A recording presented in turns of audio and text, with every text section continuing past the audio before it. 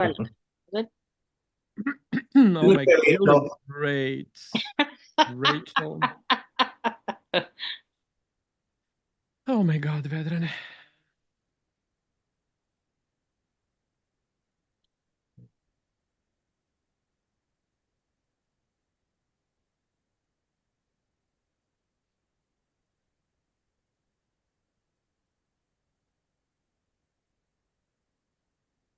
And hello, everyone. Hello, Tony. Hello, Rachel. Hello, everybody. Hi, Richie. Welcome. So another weekend, another dog podcast for people with a special guest. So Rachel and I met in Fairfield. And Rachel, maybe it's you can introduce a little bit of yourself, and then just to introduce to you the Tony as other host of this wonderful podcast that I hope is going to inspired you to join us on it. Other doggy parents around the globe to join us with their concerns, problems, and challenges that they face with their life with dogs. Hopefully one of these days we get our own Netflix special, huh? It's one step at a time. Okay, so Rachel, what brings you to our podcast? And maybe let us tell us a little more about you. Introduce yourself to our audience. Well, I guess I'm a doggy mom, right? Perfect. I've had dogs. I've had dogs for many years. I started as a dog owner. Before I was a dog owner, I fostered 46 dogs, and most of them all of them were under 6 months, and it was my ex-husband's idea of like trying to convince me I didn't really want a dog. Mm-hmm. And anyway, so I fostered 46 dogs. The 46th dog I ended up keeping because he came down with parvo, and it broke my heart, and he didn't die. And anyway, he became my first dog. So yeah, I ever since I've had dogs, and I'm deaf in one ear, so I really feel more comfortable in the world with dogs. When I had little kids, I felt like I needed a dog to help me. You know, if the kids are crying out in the woods, I won't be able to hear them because I can't locate sound. And I just love dogs. And yeah, I went through all of the kind of ideas of like, and I like big dogs too. So, but since I'd had so much kind of, I did a lot of, the puppy training and all that kind of stuff, socializing dogs so they could be adopted. And I've always had a good life with dogs. Right now I have 2 dogs, and they are Anatolian Shepherd, Great Pyrenees mixes. Ooh, guardian breeds. They are guardian breeds. And I actually, my older dog, Odie, I had him in New Mexico as a guardian dog because I have chickens and there was a lot of coyote pressure, raccoon pressure. And it's really the only way I could keep my flock alive. So one of the things about the Great Pyrenees and Anatolian Shepherd mixes is that a Great Pyrenees is the kind of dog you take and you put them out with the livestock, and they bond to the livestock, and then they just naturally keep them safe. But a lot of mostly sheep herders started mixing with the Anatolian Shepherd, which is more upright than a German Shepherd, a little bigger. And as a Shepherd, they have more of the border sense, and they also are trainable. Great Pyrenees are a little sometimes hard to train because they just don't really. They're not really good at like eye contact and that kind of stuff. So it's kind of hard to train them. But if with enough Anatolian Shepherd in them, they got the Shepherd brain, and then you could train them better. So I have these 2 dogs, and Odie is going to be 8 years old. And then I have a younger dog, which was probably not the best decision, but I got another one because for the longest time I didn't even know what Odie was. Everyone was like, "Oh, is that a German Shepherd? I mean, is that a Great Saint Bernard, or what is that?" And I found some Anatolian Great Pyrenees mixes, and there is his identical twin. So Odie had lost his dog, his older dog before I moved out here had died, and I kind of felt like he needed a friend, and it was all dumb. You ever tried doing those embark tests? Huh? Did you ever try doing those embark tests that gives the genetic breakup of your dog? Yeah, but I didn't care that much. Yeah. I mean, I knew he was a guardian dog. I mean, he was rescued from a farm. Somebody put him out in a chicken coop, I guess. I'm not sure exactly what the story was, but when I got him, he still had his milk teeth. I think he was probably like 3 weeks old, maybe 4 weeks at most. He was really little. He was only like, 12 inches long because he would lay on the tile. I had 12-inch tile. He fit inside that tile. And I first brought him to the vet, and they said, "Oh, it's probably some kind of a um Australian Shepherd mix or whatever, probably about 45 pounds."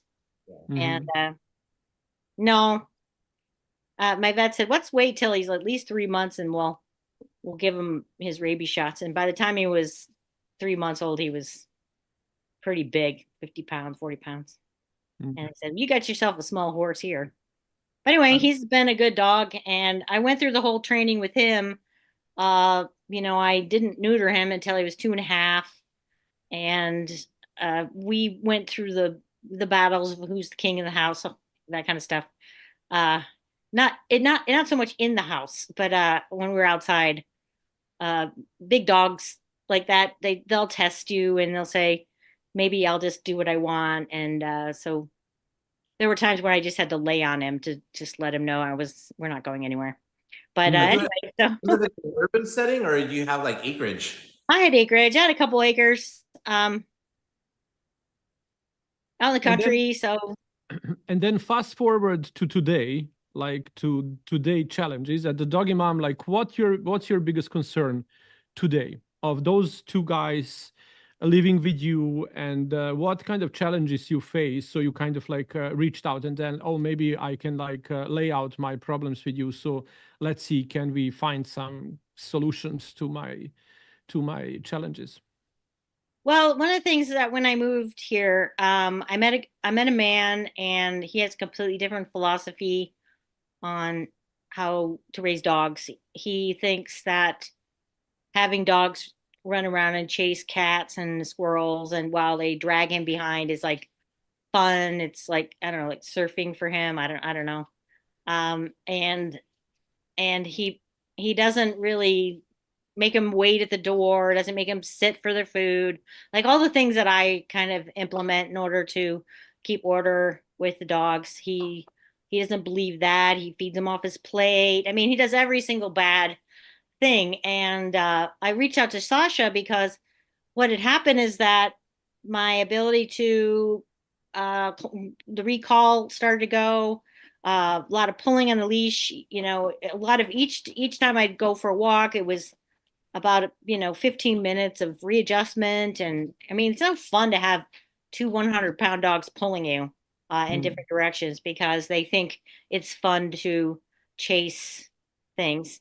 The other thing is he never put my younger dog on a leash when he took him for walks, which I would never have allowed because a dog, I mean, if they were under voice control, then that's fine, but if they're not under voice control, then they're a hazard. And so anyway, I was talking to Sasha, and he said, once you introduce that kind of a thing into your dog's pack, I lost status. And so they stopped listening to me.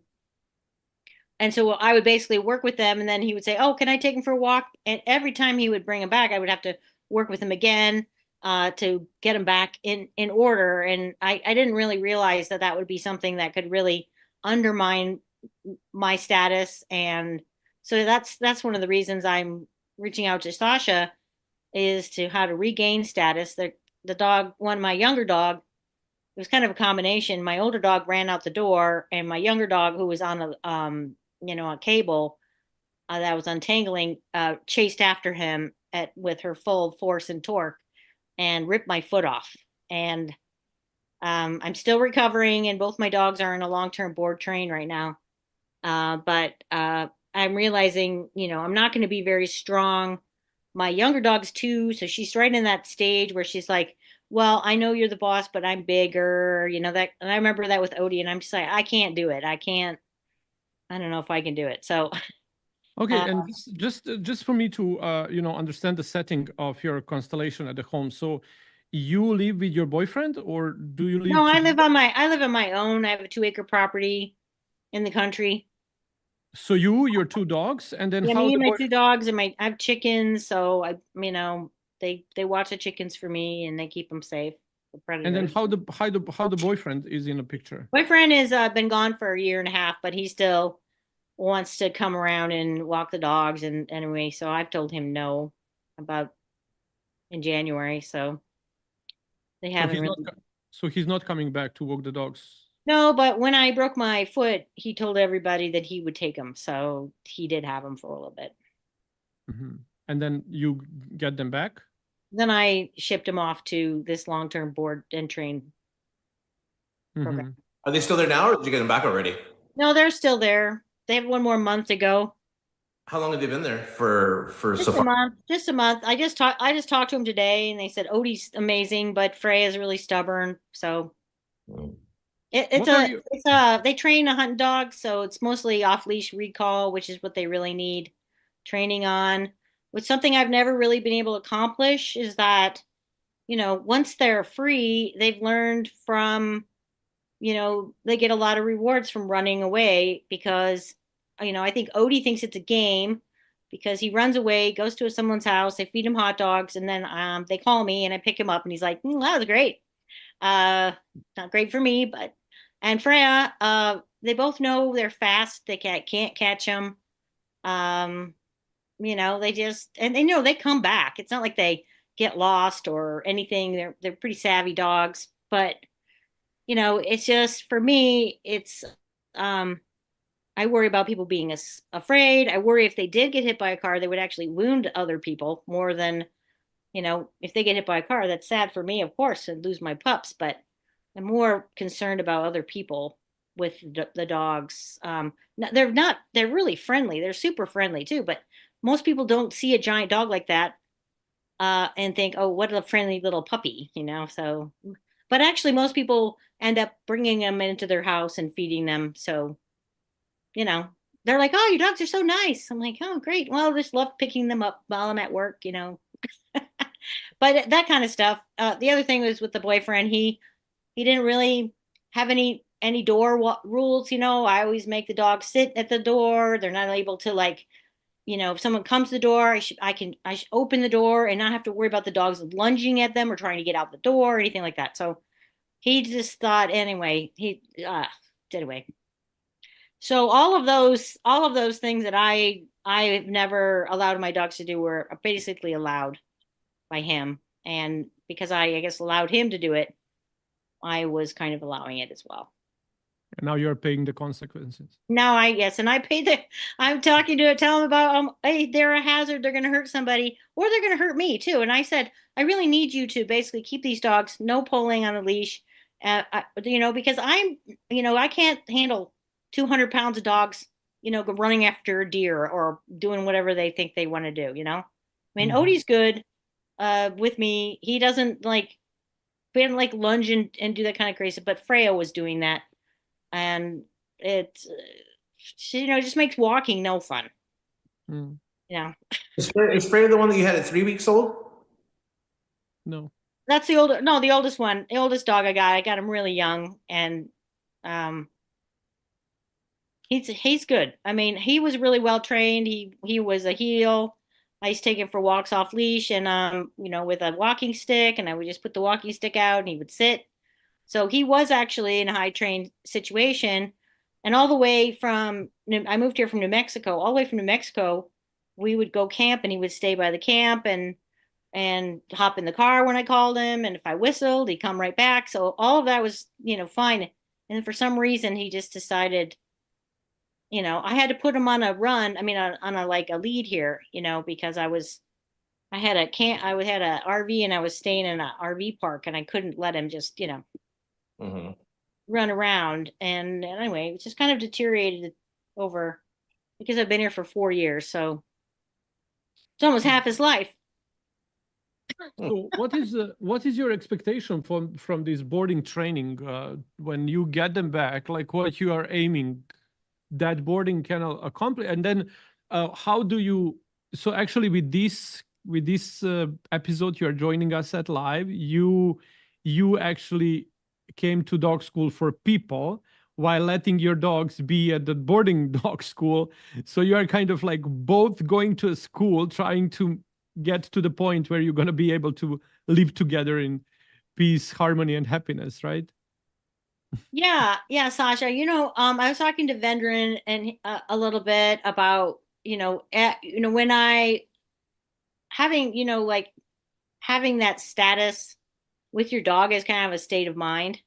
Mm. And I think that, I went from living in a 3,300 square foot house where with a casita that I was renting that was paying my mortgage and doing gig work and being a consultant and all these kinds of things. And then running my 2 acres and selling farm produce and doing a lot of things that were very enriching for me.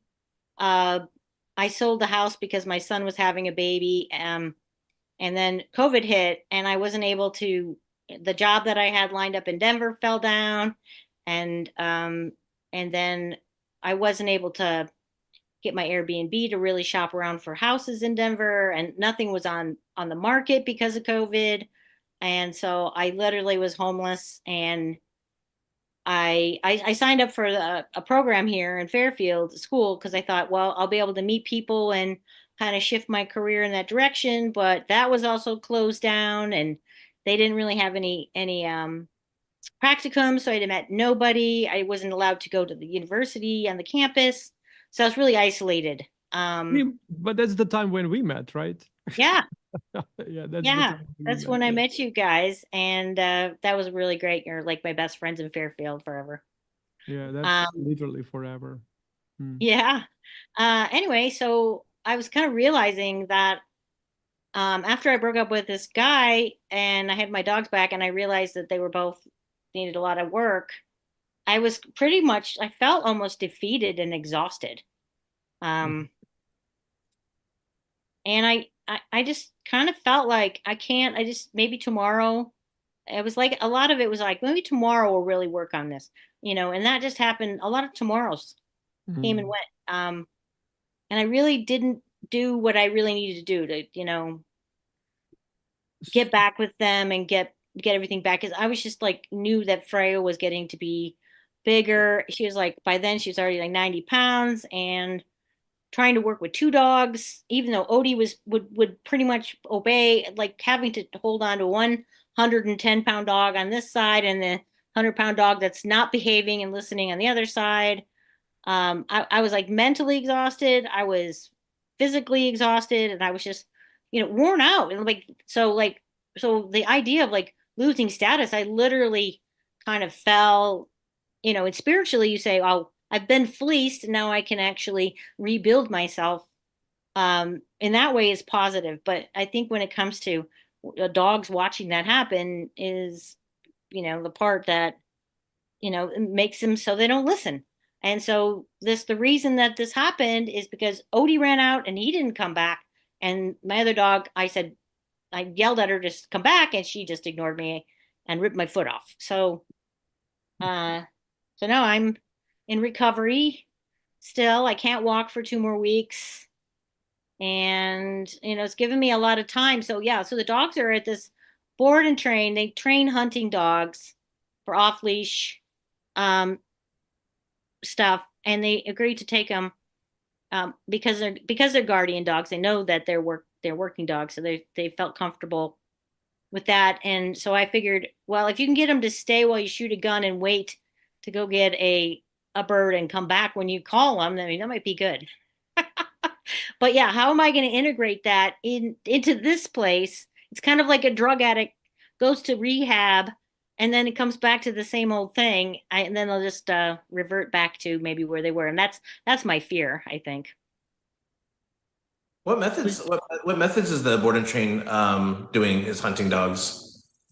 Oh boy, I don't know. They spend at least, they said, two weeks getting to really know the dogs. Hmm. without letting them out.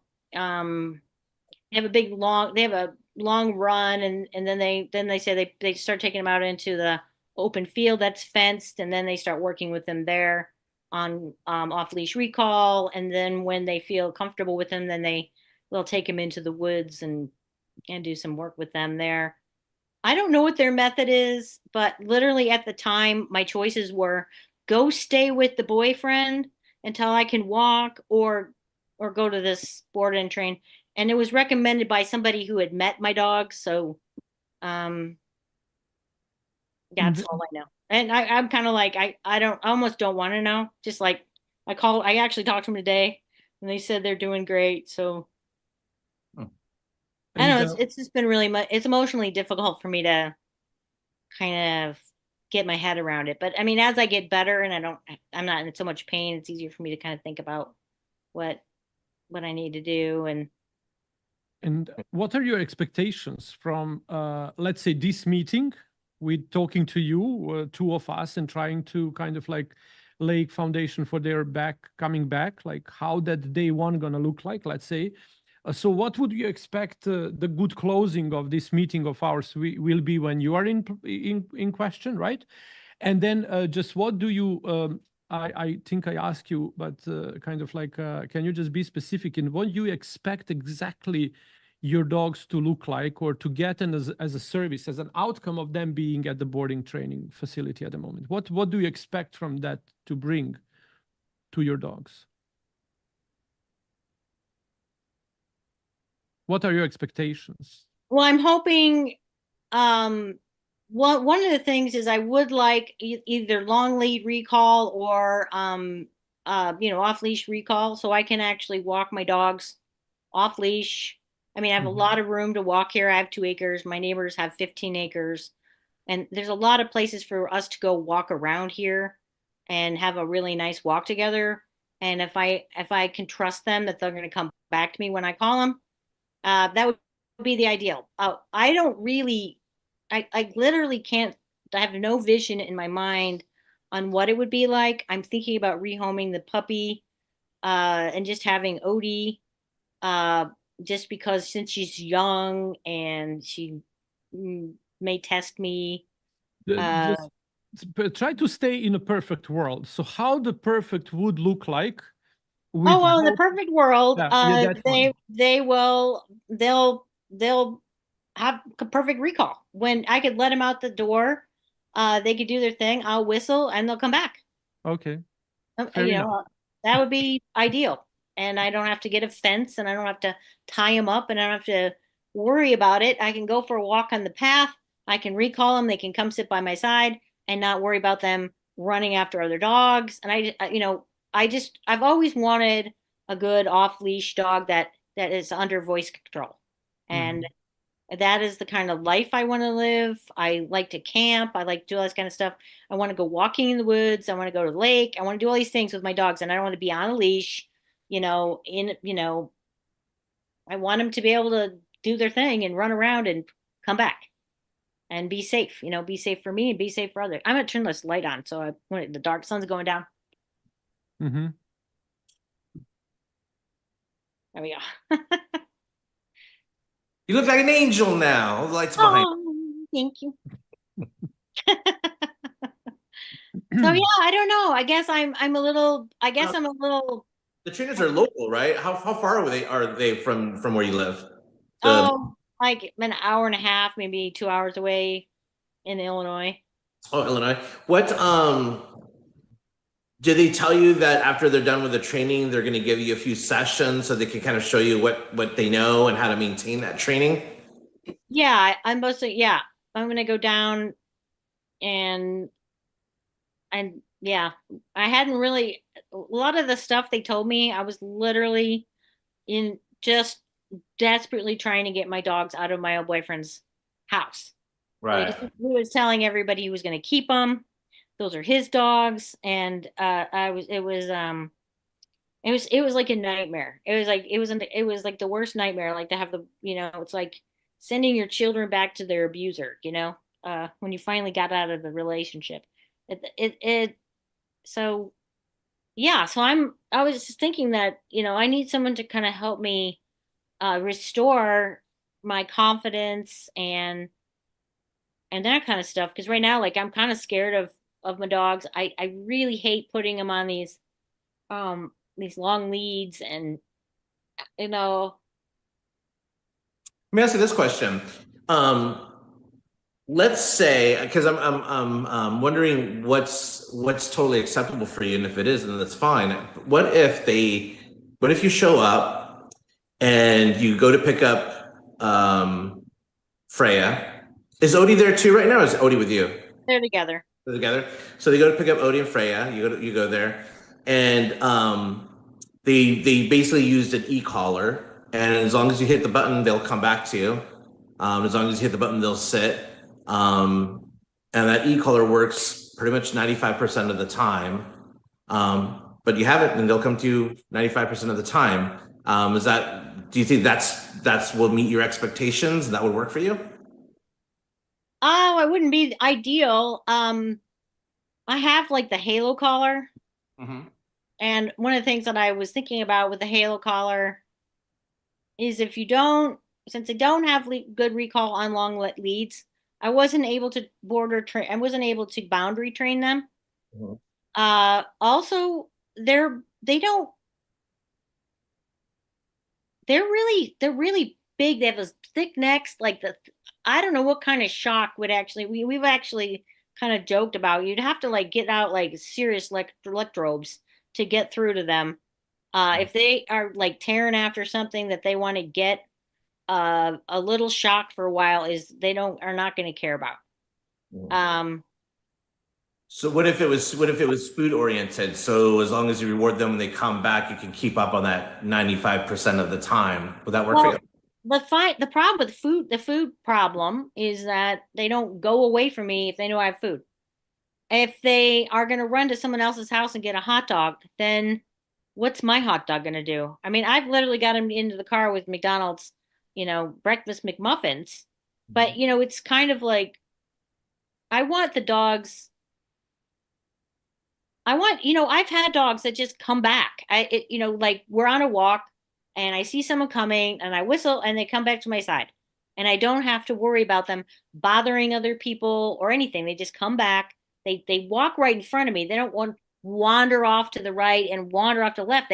They're walking with me. They're not just doing their own thing. So I'm hoping that their minds will be a little bit more focused on humans giving them direction, so that it's something that I can actually just do, and they'll just respect that. I mean, I don't feel like I mean, the problem with having a, like, Odie was not reactionary dog. He if somebody else was walking by, he didn't look at him. He knew he was supposed to just sit there and wait. Now, Frey, if you basically let a dog be very reactionary, like into this, into that, this smell, that smell, I want to smell this now, I want to smell that now, and which is what they were doing with my ex-boyfriend, that just teaches the dogs that you're irrelevant. You're just like on the end of a line and they're having their own day. And so I want a dog that is walking with me. That dog is that we are doing this together and we're having a good time together. And that when I say, as a human, look, something's up above that I can see. I'm taller than you. You're down here. I'm up there. You come back because I need you to be with me. And I know dogs can do that. So I mean, putting them on a shock collar, I don't think there's enough voltage really to make that work. But I don't think they're using shock collars. So so usually board and trainers are they're going to use some form of positive reinforcement, which is food orientation or play orientation of some sort of a toy or something that motivates them. That's got to be more motivational than the distraction. Or of course they'll use those e-collars. So since we don't know, I'm assuming you kind of were in a desperate crisis situation, which is the reason why you sent them to the board and train to get them out of your boyfriend's house. So you didn't I don't think you when I asked you, you didn't know what method they were using, so you didn't really look into that. What's the name of their website? We could kind of take a look and see what they're doing. They're called Berry Creek Labs. berrycreeklabs.com. Okay.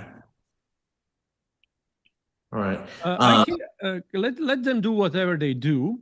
I think because I have a feeling here, and I sense this that we have a tools that we can put in play. And Tony, if you can participate in this little constellation to unfold some answers maybe that we are missing, and would be maybe very beneficial for Rachel to go away from this little podcast, because I think the dogs are under the supervision and care at the moment.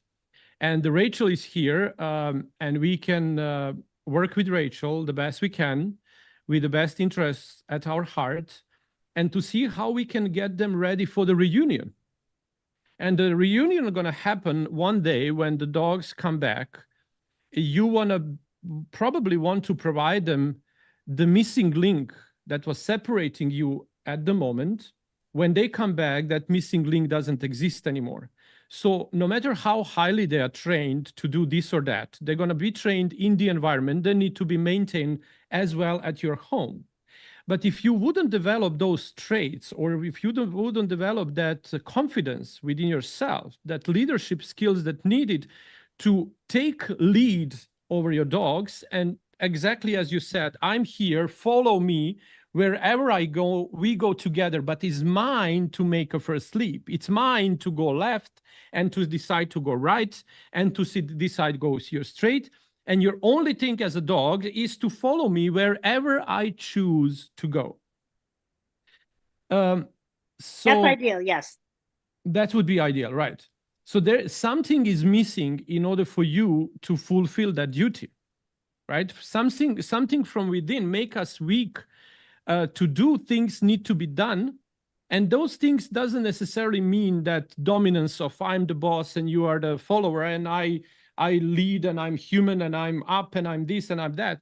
That strength come from within, right? And obviously, right, it's confidence. And like I said, I didn't have the confidence. I felt defeated. I felt like I had given away, everything I own, and now I'm, broke. That's how I felt. And so, yeah, I mean, when I was talking to Vendor about it, and I was like, exactly. I felt broken and defeated, and this is kind of the outcome of that, because I have to get my confidence back, and I have to kind of, figure out what it is that I need to be,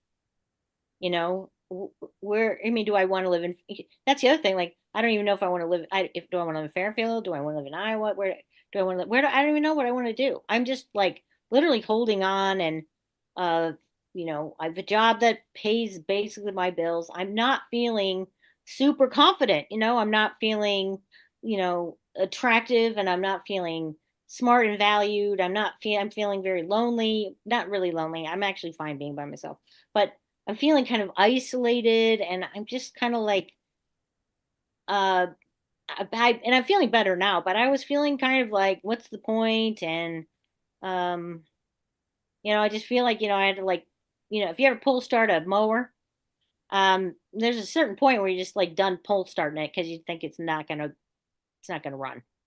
and So then I have to say that's the internal stuff that. Would you, if you would be your dog, now that you put yourself in the shoes of Freya or Odie, would you be loved to be led by the person you just described? No, because that person doesn't have anywhere to go.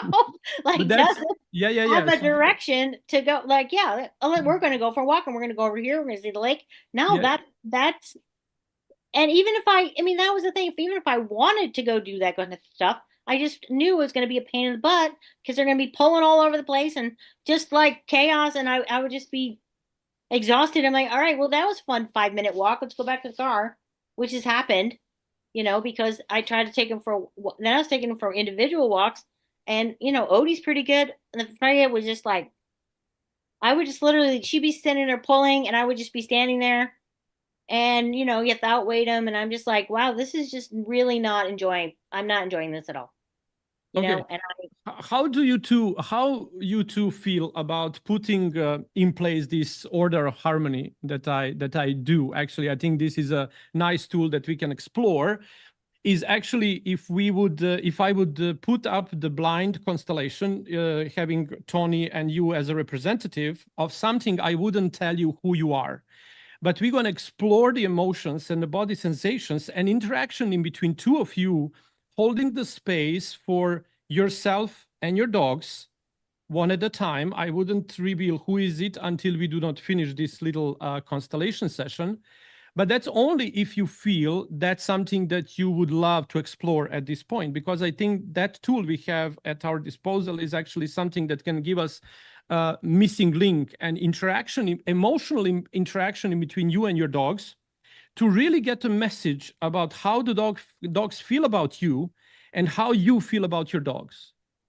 How do you feel about that, Tony? First, you as a host, as a co-host to this show, like, how would you love to explore this dynamic, or you think we should perceive some other direction? I'm open to whatever. I mean, she honestly has a relationship with you, and she wants to hear your point of view. So I'm totally fine with you taking the reins, and let's just see how we can get her together. So if I'm totally fine with doing constellations, especially since I've done those before. Really? Okay. Yeah. How do you feel about that, Rachel? yeah, that'd be great. That'd be great. It's been helpful in the past. I think it'll be helpful again. Wonderful, great. So just let us ground ourselves a little bit. Close your eyes and just become aware of first our breath. So bring attention, slowly close your eyes, and just focus a little bit of your breathing.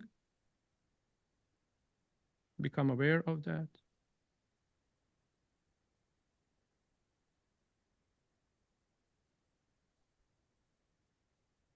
And become aware of how much we can control the breathing up to a certain point.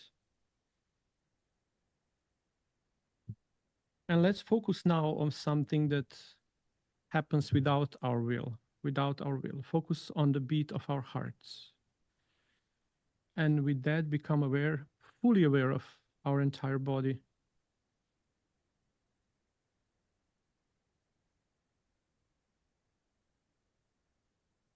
And that little universe that happens within itself, without any conscious will of ours.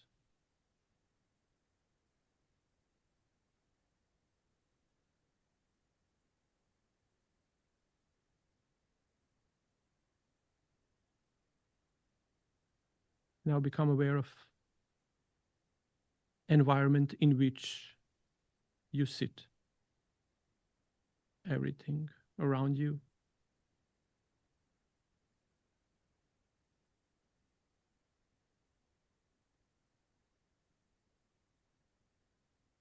Completely be present in the moment and everything that surrounds you. Any noise, just become aware of it.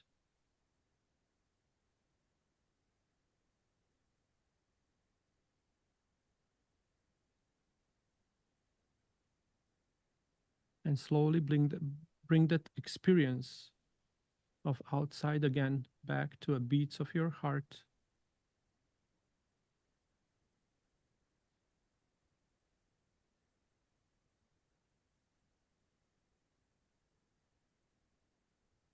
All that experience of unconsciousness, bring into a breath, become aware of again, focus on your breathing.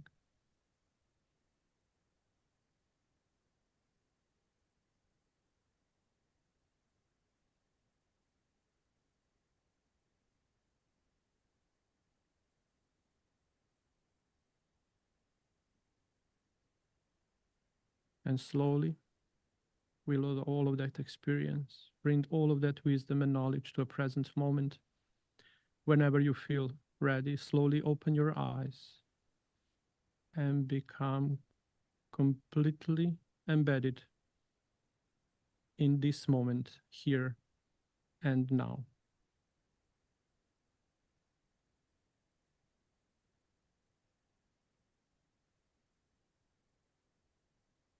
Okay. So we have two dogs and we have you. So, and we have we can have two representatives. So we're going to work with one dog at a time. Okay. So I'm going to assign to each of you a role. You wouldn't know who you are.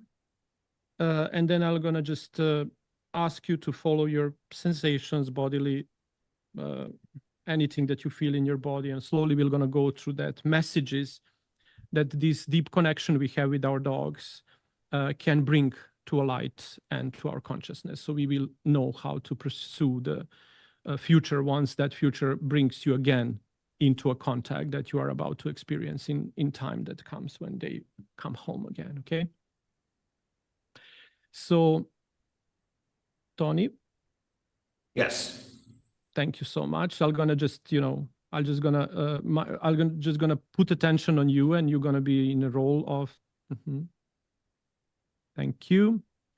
And then Rachel, you're gonna also experience, and then I'm gonna assign you the role of, and just connect with your roles, feel your body, and then whoever is ready first to share, just share your thoughts, your bodily sensations. How do you feel?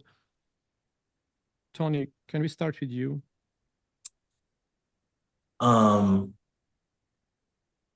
kind of feeling more like the perception of Freya. And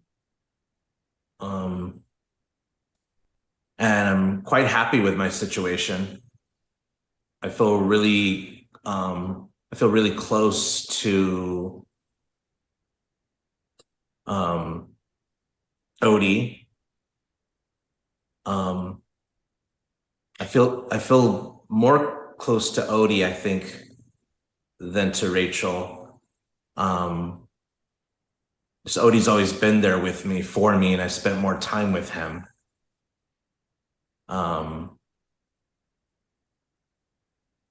And we kind of watch out for each other. And which kind of connection you have with Rachel as a representative, whatever she is in a representative? I can put her like to be, let's say representative B. I'm gonna wait, cancel. I can rename Rachel to B, and I'll rename you to A. Okay. So how do you feel towards B? How do you feel towards Rachel? Do you see her at all? Do you see Rachel? Do you see? I see Rachel. Do you see representative B? Do you see her at all? Yes, I see B. And how do you feel towards her? Towards B? I feel that she's kind of like the caretaker. That's just the responsibility of making sure our needs are met. I love Rachel because she's part of our unit. But that's kind of all that I'm feeling, is that I love her. She's part of our unit, but I don't have an opinion of necessarily how I feel differently about her. I love her. I'm more bonded to Odie, but mainly because I could tell Odie's more bonded to me. I feel that Odie really, really likes me a lot. And he gravitates towards me more than Rachel. And then how that feeling makes you feel, how that knowing that Odie is connected, you're connected so much to Odie, how that makes you feel?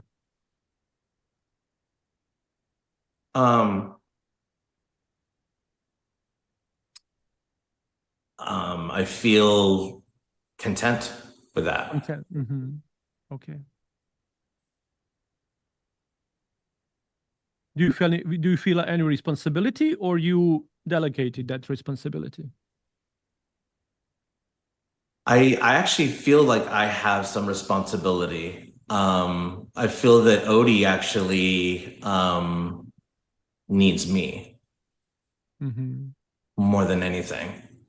I feel that that was the first thing I noticed when we came into this, when I came into the situation, is that he really gravitated towards me. He was really happy in my presence. And I was really appreciative that he was there. Especially during some chaotic times in the household. I feel that there was some chaotic times. And I could always turn to Odie for that. Nice. Thank you. Thank you so much for this wonderful insight. How about you, Rachel B? How do you feel when you hear a representative A talks about this? How do you feel?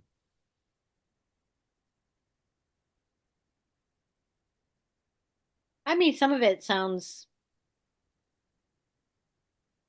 good actually when we were kind of doing the the little mini meditation. I got this image of Odie. He likes to lick my face, and I just had this image of him licking my face and saying, "I love you. Don't worry about me. I'm fine. Just open the door. I know how to come home." That's it. That's all I kind of have. And how do you feel? How do you feel now? Because I assigned you the role after meditation. How do you feel now in role? Do you have any bodily sensations, like anything, like anywhere tension or any You know what I lightness? feel? I feel a little short of breath. I feel a little kind of suffocated. Um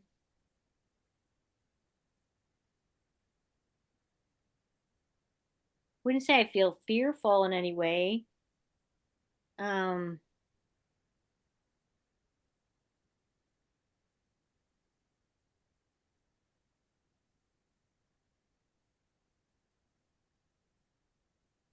just like kind of like a feeling like I can't really get comfortable. I mean, that's true anyway, but in a different way. Can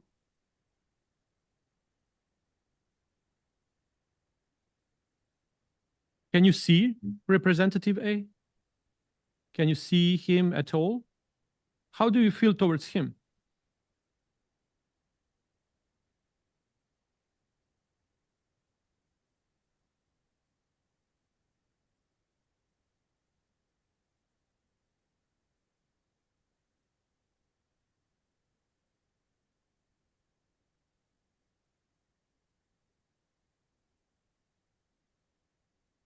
Um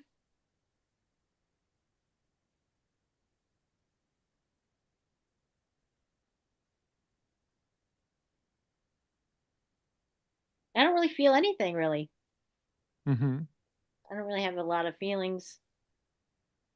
Like, no, I don't really have feelings. I don't have feeling. I kind of don't really.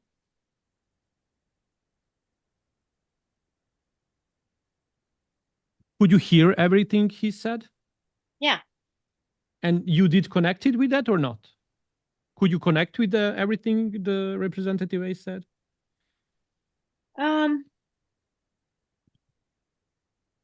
Well, I think that when he said that Freya like adores Odie, Odie is her primary love interest. um, but Odie kind of needs his alone time, and Odie would prefer to hang out with me than Freya a lot of the times.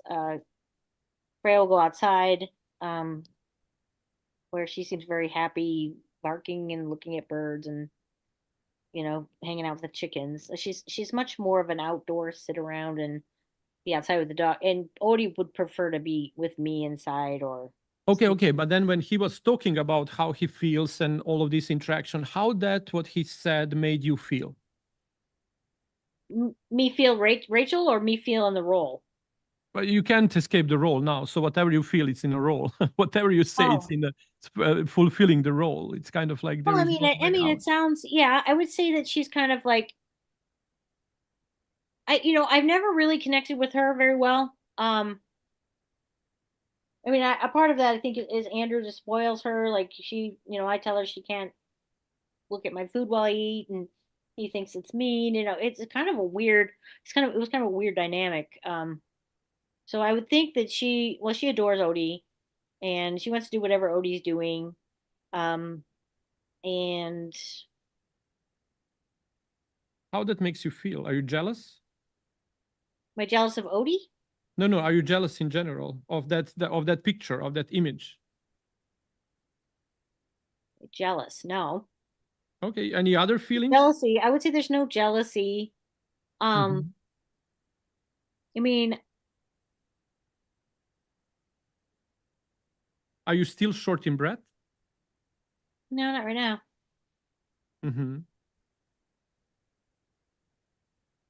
Okay. Can you stay with that a little bit? Whatever comes I'm feeling like I want someone to pet me. Oh, you want someone to pet you? Yeah. Okay. How that makes you feel, Tony, when you hear? I mean, I was just petting myself. That's why I was saying that. Yeah, just okay. Do that. It's okay. It's okay. It's nice to pet yourself. Yeah. Pet yourself. How are you, Tony? I'm feeling pretty content.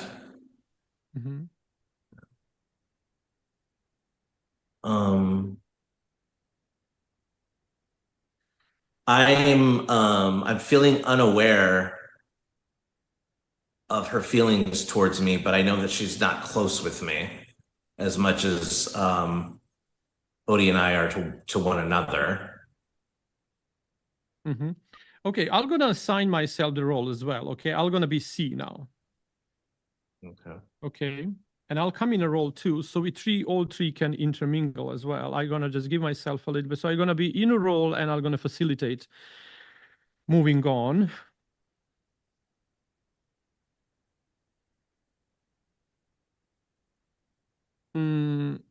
What changed for you, Tony, when I came in a picture as a representative? I got excited. How excited? Excited because I feel that fun is about to happen. And while the Rachel only was in a picture, it was boring, right? I felt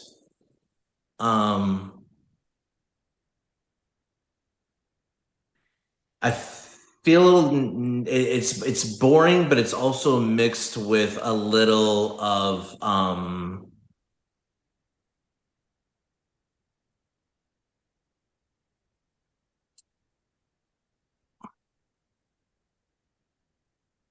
I don't know how to describe what I'm feeling. I could describe something a bit personal, but I can't put my finger on the feeling. But it's kind of like I'm at somebody's house and there's a party going on, and I know everybody, and I know the person's house as well, and I'm cordial with them, but I don't really feel that they're totally into me at all anyway.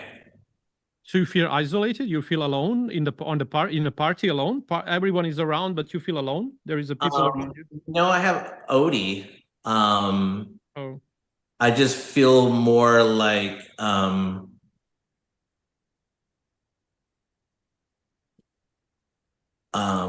I can tell that I'm bothering somebody. And I'd rather just do my own thing with Odie, or just go do things on my own. I don't want to be I don't want to be in anybody's space if they're uncomfortable. And how that relates to me? I feel like I'm gonna go turn the light on. It'll take me a minute. That's okay. Take your time. With you, I feel more at home. I feel that, in a sense, if we were two kids in school, you'd be the one that I would be going to look for during lunch break to hang out. So I get a sense of warmth and safety there. Mm.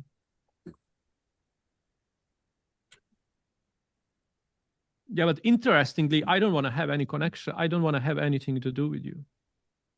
Like, I mean, like with a representative, I have like I just kind of like don't belong to this picture. I see myself, I'm watching the camera that's over my laptop, and I just don't want to interact with the screen where I would be able to see you and Rachel as a representative. I want just this camera, like for me, myself, and I, right?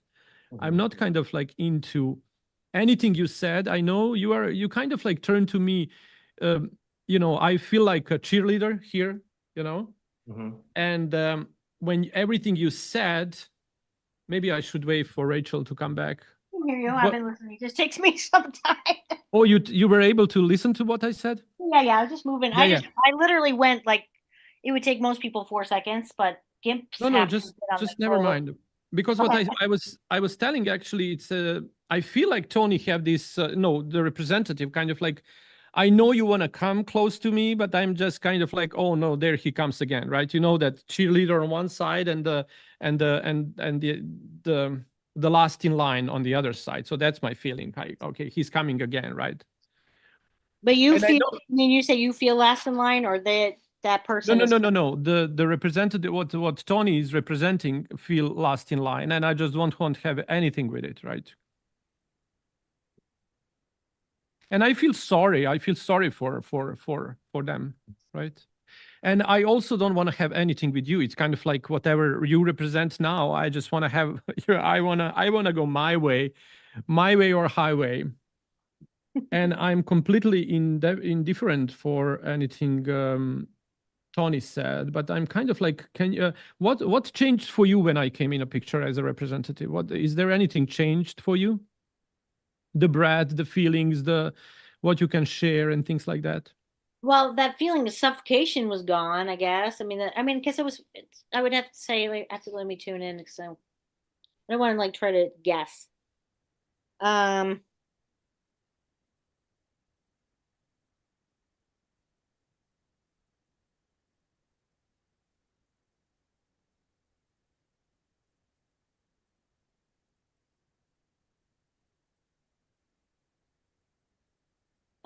Kind of like a bewilderment, maybe, as a feeling. Mm-hmm. Or can you see me? I mean, you can see me, but can you see can you see me? Not physically. Can you see me with the spiritual eyes? Do I exist at all for you? Because you literally do not exist for me. I don't see you. Neither I don't see you. I don't see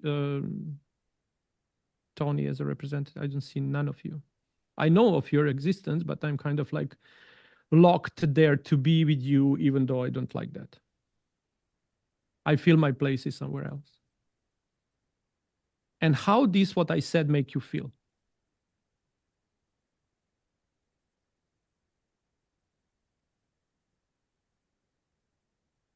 Try not to expect the emotions, just kind of like surrender to whatever like, comes. What a pity! What a pity to feel left out or not really interested in whoever else you're with right now. And that finally makes you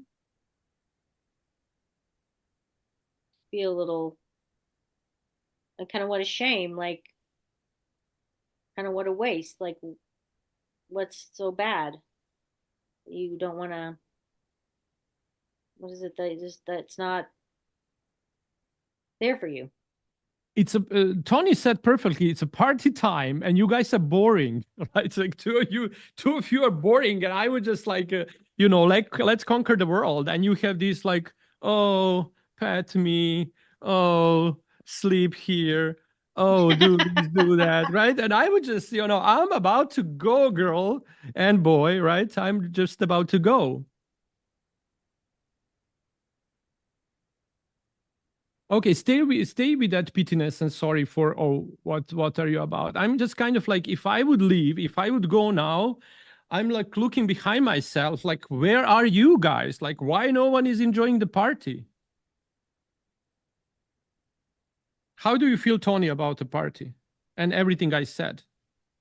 My feeling is whenever you're having a party and invite me, I'm always there. I feel sometimes hurt when you want nothing to do with me, but it's not constant. And there's a lot of times where I feel that you want me to be there. Mm-hmm. But I'm okay with that. I feel like I could do my own thing. I feel quite independent and energetic. I don't And then really feel. who do you feel more connected on a screen? With me or with Rachel? Are you talking about in my role? Yeah. We are now in a role. It's kind of like whatever you say now, it's gonna, represent the role. So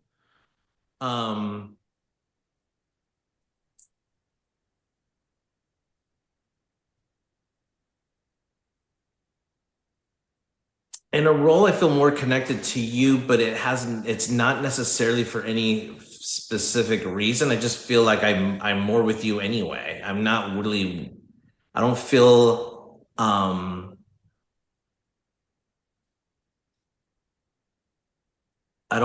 like we do enough together as a whole. I feel like I do, if anything, I feel like I do more with Odie than I do with Rachel. So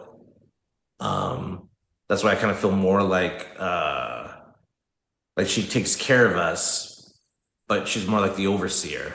It's not necessarily always involved. is there a sense of guilt at your end? Do I feel guilty? Mm-hmm.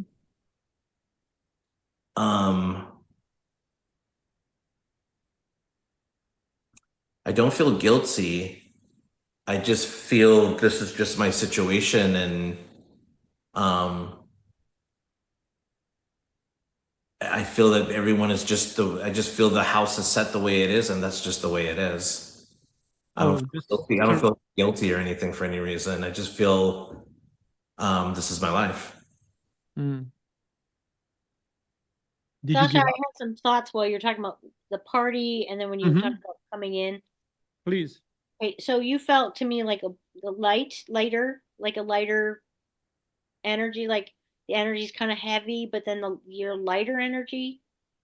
And then when you're talking about the party, I had this image in my mind of like everyone's in the backyard having a fire and I'm inside. And I don't really want to go out there. And then like you would come in and just hang out with me, and that's very nice. Very like a more peaceful, more, I mean, like light, just a little lighter. Like all the people outside are kind of dark, and you're light. Mm. And who you have a better connection with on a screen, with me or with Tony? You. Me. Mm-hmm.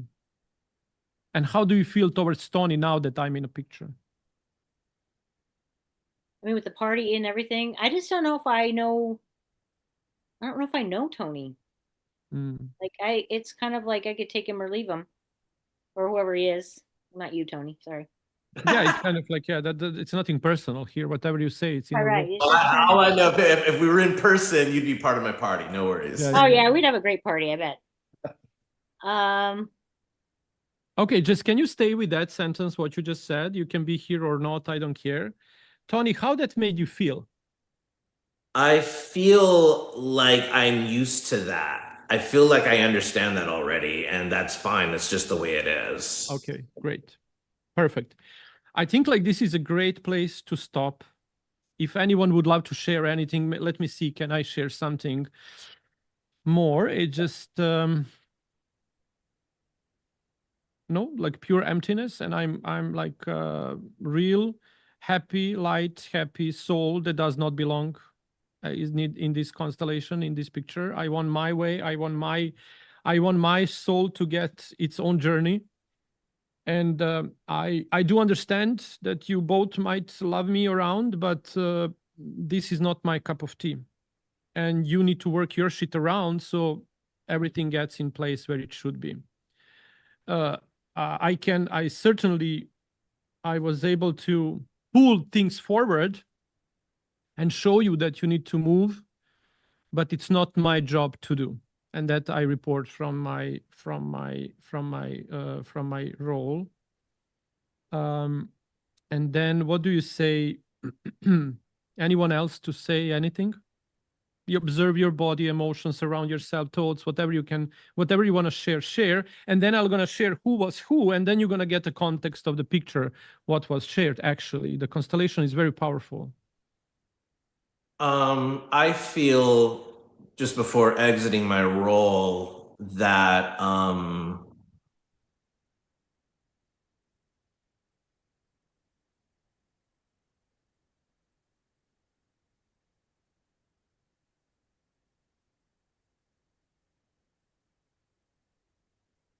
I feel that, and I'm trying to stick within my role because I'm getting out of my role a little bit. So I'm trying to solidify that. I feel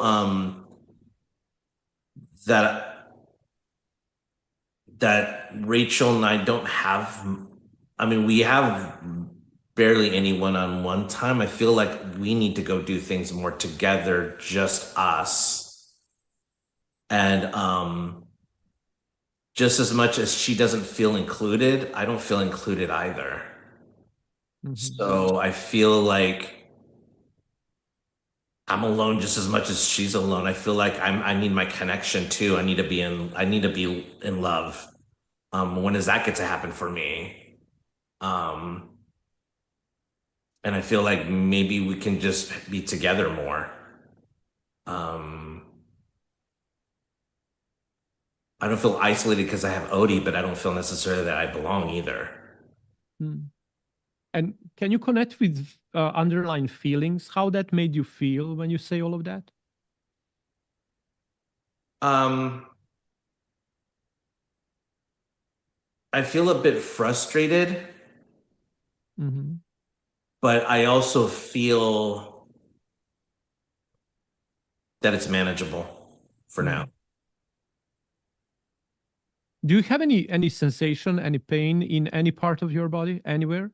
Like not pain, like it's irrelevant pain. I don't think so pain, but any sensation, any tickling, any shortness, any tension anywhere in the body, from the toes till the last hair on your head. I feel a weight. I mean, even when I'm talking, I feel myself sinking out of the camera. So I feel like a little weighed down. Like, are you anchored? Are you anchored? Are you anchored for somewhere? No, I feel like I don't. I feel like I don't have any options. Okay, good. Yeah, I don't feel like I have any options. I just feel like everything's set the way it's set, and there's not really room for doing something fun. I just want to explore and do something fun, and I just wish everybody else would want to do something fun too. And then what prevents you from doing and exploring the fun? What prevents you from doing it?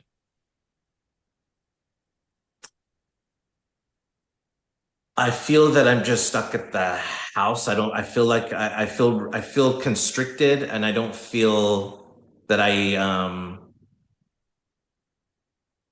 don't feel included as far as going out and doing anything.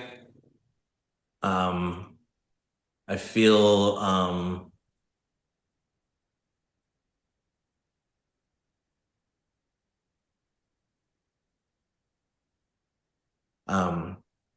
I just feel like there's not much activity.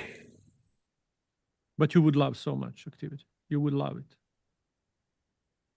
Yeah, I'd want to I want to do more things, but I'd want to do more things with everybody, not, like I want to do more things with Odie. I want to do more things with Rachel, but I don't feel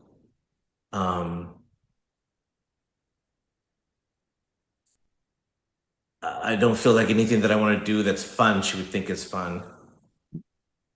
And I'll ask you just one more question, and then we can bring this conclusion to the end once Rachel reports everything she has from her role. Do you feel that you are at the right place now?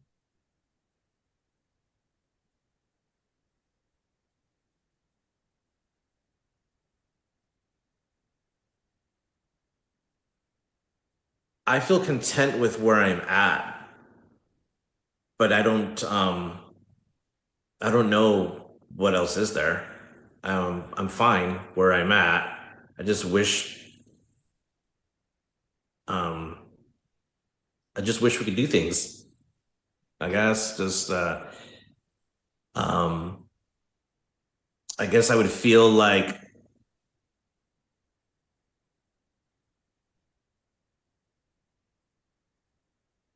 I'm picturing,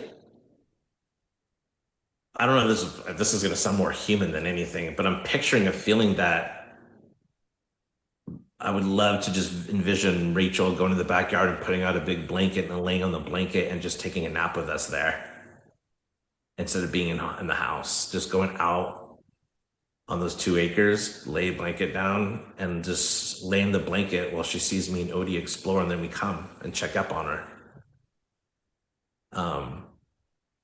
I feel that Rachel should be in the house, but to her, she doesn't realize that's with us, not in the thing made of sticks. We need to be on our 2 acres, laying on the grass and chilling and playing and running and coming back. And I just feel like we just see her in passing sometimes. Mm-hmm. Thank you. Thank you so much for that. And how do you feel, Rachel, after you heard Tony talking? Well, I kind of had a number of feelings while he was talking. I kind of had a sadness and nostalgia, like back when we good old days kind of thing. I miss something. I'm missing something. And then from that perspective, looking at me, how do you feel now?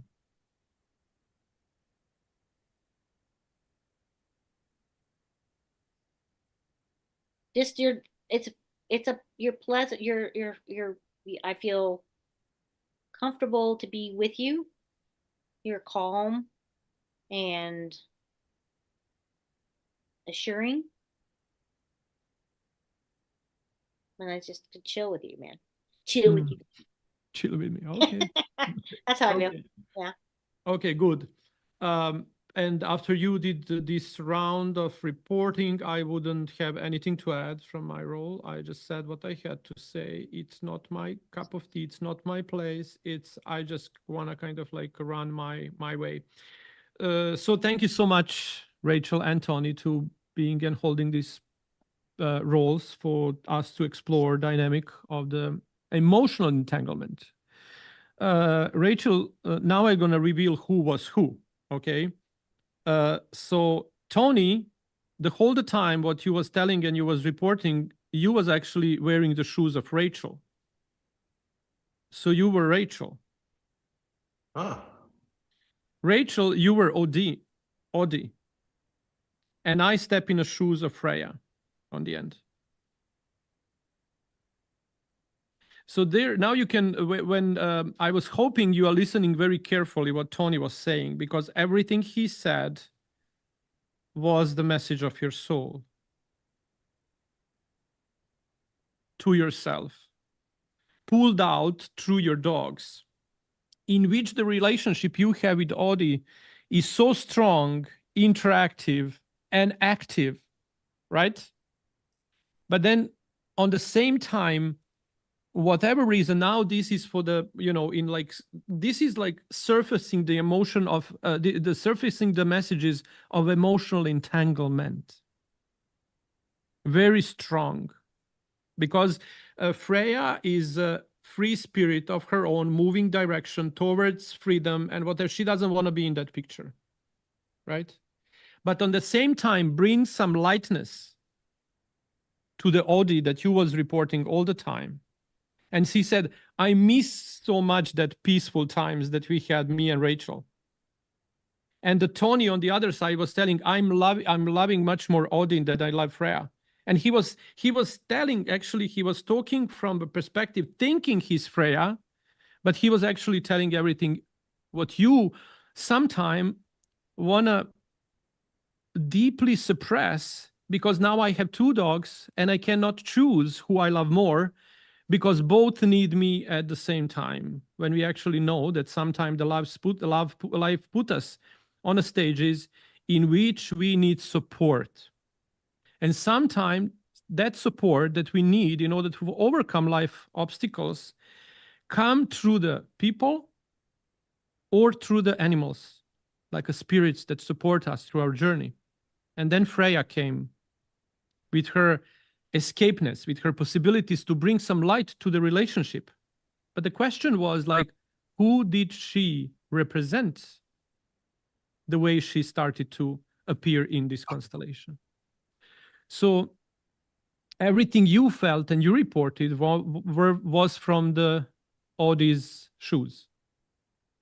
How much you like Rachel, how much he misses the peace that you two had. But on the end, also you said, she can be here or not, I don't care. You remember you said it's here or there, I don't mind, either here and there. Yeah. And that is what actually, when we bring these emotions, you know, from deeply buried subconscious entanglement up into surface consciousness, witnessing is through this dynamic. Now you can feel the other side of that entanglement. It's them running away has nothing to do with them running away and we being able to train them with e-collar or this collar or that collar because the collar is strong enough to e-chain them or whatever. You Right. see how the dogs want to be free or also have a soul to make a decision that this is not the place where I want to be. And for the Freya, that's completely embedded as I didn't belong to this picture at all. However, I was bringing light to both of you. So that's something to explore on the deeper level once this settles down. So like in 6 weeks, for example, we can see how all of this unfolded. And because this will bring movements to souls of all three of you, your dogs and yourself. And by revealing this emotional entanglement, it can bring peace to and strength. From that peace will come strength. And then something else will happen that will solve the solution of, you know, you probably need to put the circumstances, the constellation that next need to be put depends on where you're going to be in 6 weeks, right? And how all of these going to unfold. But it's literally very important to observe Freya's freedom and Freya's choice, soul purpose to belong to the picture that maybe after this gonna paint itself completely differently, or as you said at one place, find her next step, find her next family, find her next motion, find her next movement, find her next how you say that, find her next service where she will be serving next. That can be at the same environment with both of you, but not necessarily. How do you feel?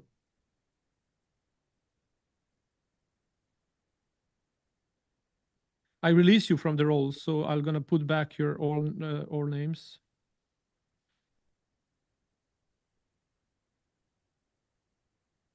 For a second there, I Well, thought, I was hey, crying. Oh, sorry. I was crying because um I used to have so much fun with Odie. No, we were like did everything together. We went up to the woods together. I used to bring him to work with me. He just always been with me, you know. He's just a good guy. And I kind of feel like he's sad, and because I'm sad. And yeah, the nostalgia, you know, like, you know, the way it used to be when we could just go camping and easy. And everything and then you see like but on the other side you see Tony, when he was talking, he said like Rachel just accepted from the role. He was thinking all the time. I'm quite sure you was, Tony, thinking you're talking from the shoes of Freya, right? In the very beginning, you called me Freya, so that's why I started trying to vibe as much as I could with her. And then later on, you start putting the alphabets on everybody. So, so I just went with whatever I felt. Yeah, that's okay. It's oftentimes, sometime, you know, we're gonna hear something or something gonna appear to us to keep us focused, not losing the connection with the role. But everything you reported, by knowing Rachel, was straight to the point, right? If you now observe what Tony said, it's kind of like, and also like we can hold this part of the it's up to you. Like we can keep this alive so the people can rewatch this and then maybe learn something from your constellation. But the secrecy of your work can also remain, so Vedran can edit this part, so we can have before and after constellation posted on the social media. If you don't want this little thing to be this little conversation to be seen, but also it can remain open as well, because the soul truth of the secret of the soul can be hidden. So it's kind of like up to you. And then you can rewatch what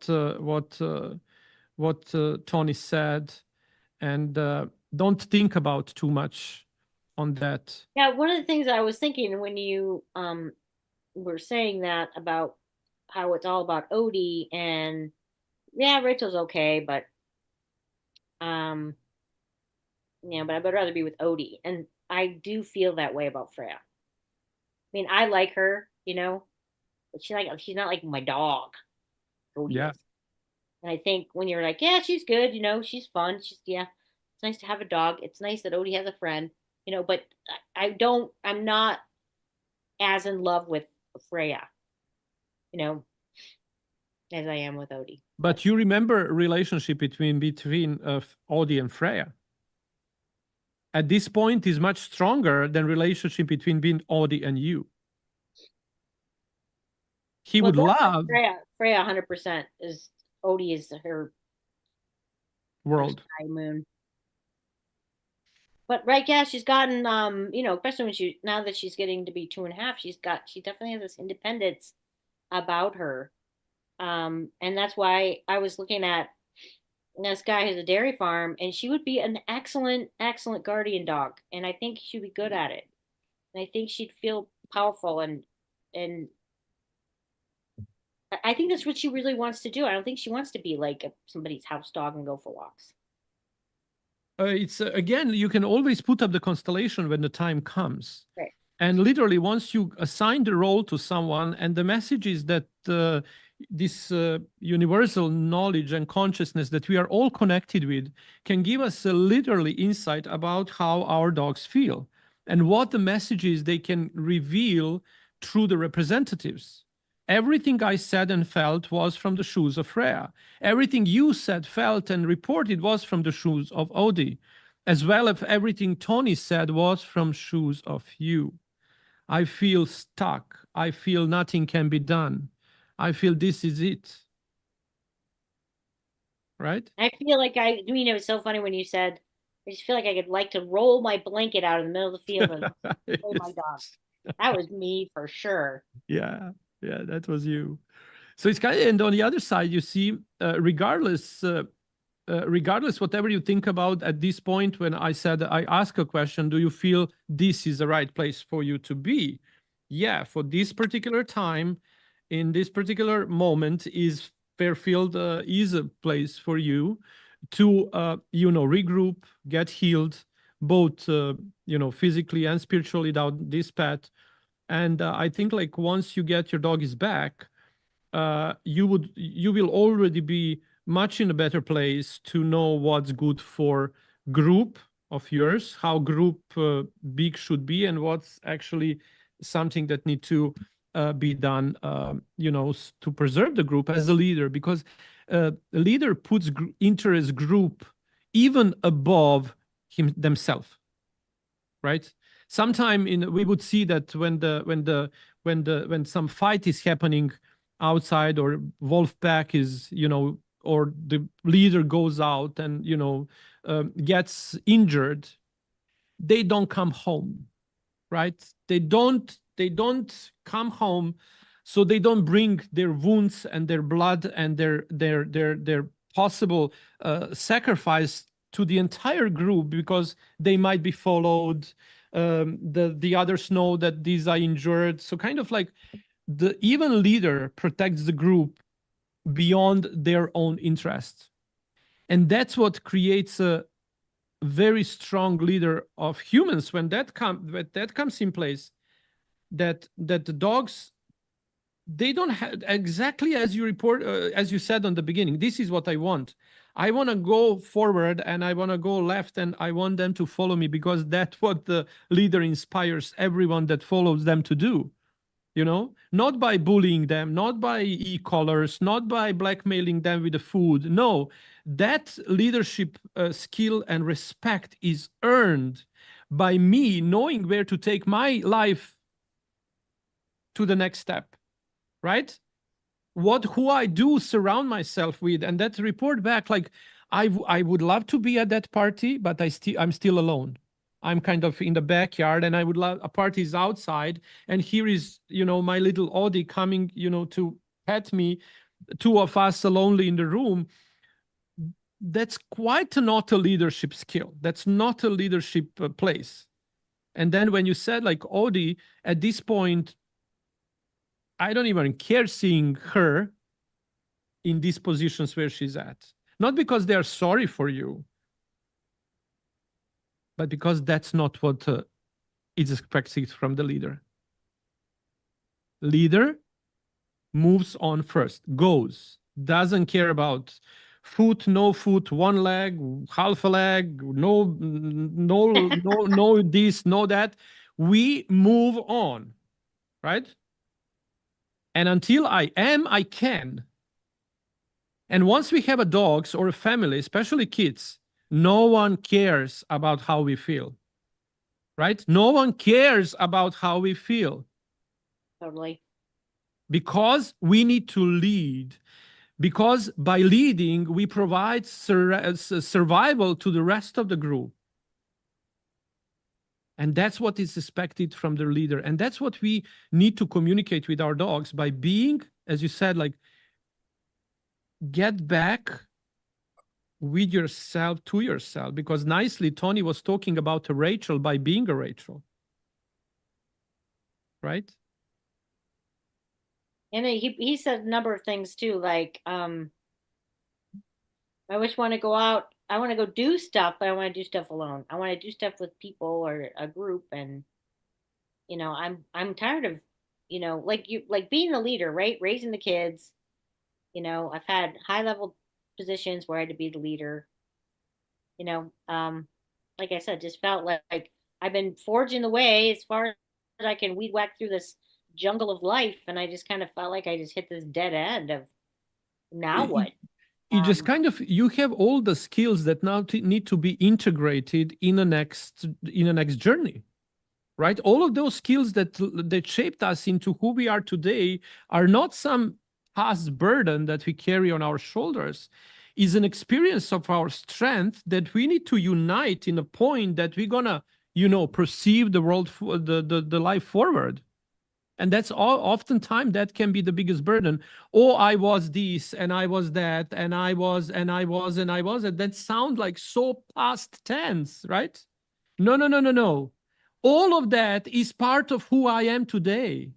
That's not there. That's here, plus everything that I cannot encompass. So that's too many pluses that comes to this point. And the leader doesn't, they don't come back and say, oh, I should go left or right. No. They said, whatever I did, I came here. Let me look, where do I go from here, left or right? And then I'm going to think about next. When I do this step, I'm going to find the next one and the next one and the next one and the next one. But nothing burdens me. No ex-boyfriend, because I think like there is some big gap you need to work on, because we need to come back to the point of what was the time when did we started to feel helpless and hopeless, when that started, and then to re-see and revisit the events that were before that, right?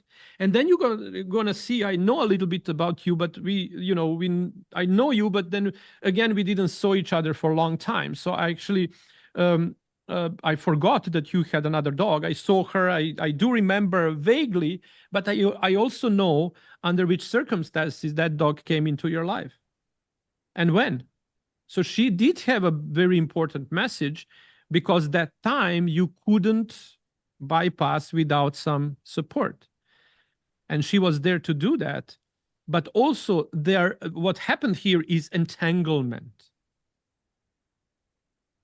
And that's what cost you a leadership position, because you was letting someone else take the burden that belongs to you. And on the other side as well, you took a lot of burden that's not yours, that belonged to someone else. And now we are left with no life energy and force, and we feel trapped and lost and without possibility to make the next step. But only bringing this to a surface, because this was not a deep constellation. It was like very surfacey to understand that there is entanglement. When I say Freya, I don't mean Freya, I mean something through her. When I say Odin, it's not the way I see him. It's not a thick skin. It's not an e-collar. It's something more than that. And if I say I can't handle this anymore, it's something more than that created this little life constellation to give us a pathway to the next step. And that's the only thing you need to know. The next step.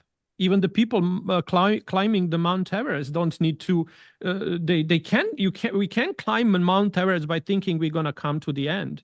Because we're going to die. Occasionally, if the next step doesn't come to the right place, we're going to die. As a lot of them tried, because they were climbing the top. The clever ones are climbing next step. And that's all what we need to know. So what do we do with the information that we have now? Like what would be the next step? Integration. That's the most important part. Let this work, right? Not think about. I also said about like watch it again, but I actually wouldn't recommend you watching this. It would be good if this can stay so the other people can see. But for you to go again and rewatch what happened here maybe wouldn't be the best.